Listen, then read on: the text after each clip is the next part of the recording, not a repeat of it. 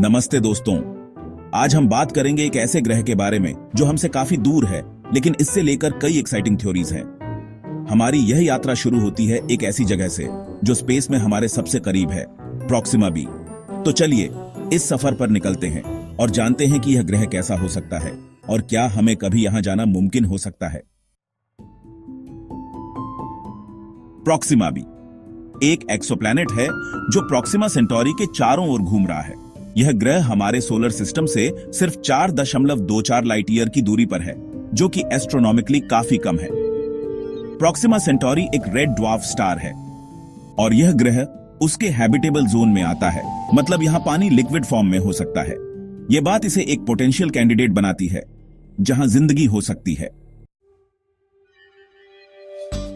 Proxima B के बारे में सबसे दिलचस्प बात यह है कि इसका साइज और तापमान ऐसे हैं कि यहां पर जीवन की संभावनाएं काफी ज्यादा है, लेकिन इसके एटमॉस्फेयर और सतह की परिस्थितियों के बारे में अभी तक हमें कोई क्लियर आइडिया नहीं मिला है।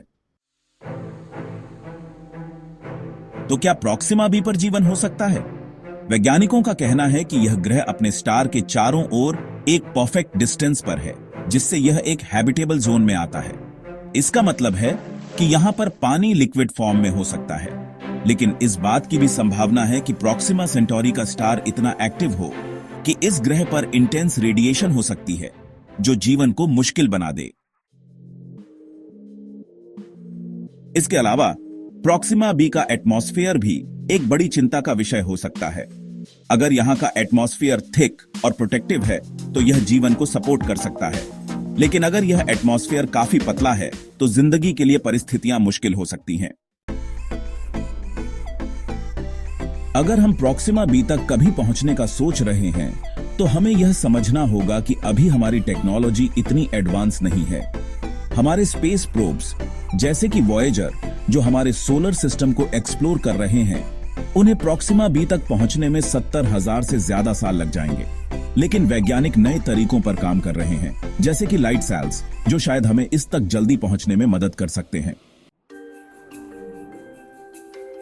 एक और दिलचस्प मिशन ब्रेक थ्रू स्टारशॉट है, जो 20 साल के अंदर एक स्पेसक्राफ्ट भेजने का टारगेट रखता है, जो लाइट सेल्स की मदद से प्रॉक्सिमा बी की तरफ जाएगा। अगर यह मिशन सफल हो जाता है तो हम 20 साल में प्रॉक्सिमा बी के करीब पहुंच सकते हैं। तो क्या प्रॉक्सिमा बी पर जीवन मिलना मुमकिन है? यह सवाल अभी तक अनसॉल्व्ड है, लेकिन वैज्ञानिकों का कहना है कि यह एक एक्साइटिंग पॉसिबिलिटी है। आज हम सिर्फ एक्सप्लोरेशन की शुरुआत कर रहे हैं और हो सकता है कि अगले कुछ दिनों में हम और भी ज्यादा जान सकें। हो सकता है कि आने वाले सालों में कोई नई डिस्कवरी हो जो हमें यह बताए कि प्रॉक्सिमा बी पर जीवन की एक छोटी सी निशानी मिलती है। यह सफर सिर्फ एक सोच है, एक सपना है। प्रॉक्सिमा बी तक हम पहुंच पाएंगे या नहीं, यह समय ही बताएगा। लेकिन एक बात तो पक्की है कि स्पेस की यह कहानी हमारी जिंदगी के सबसे एक्साइटिंग और अनकनोन रास्तों में से एक है।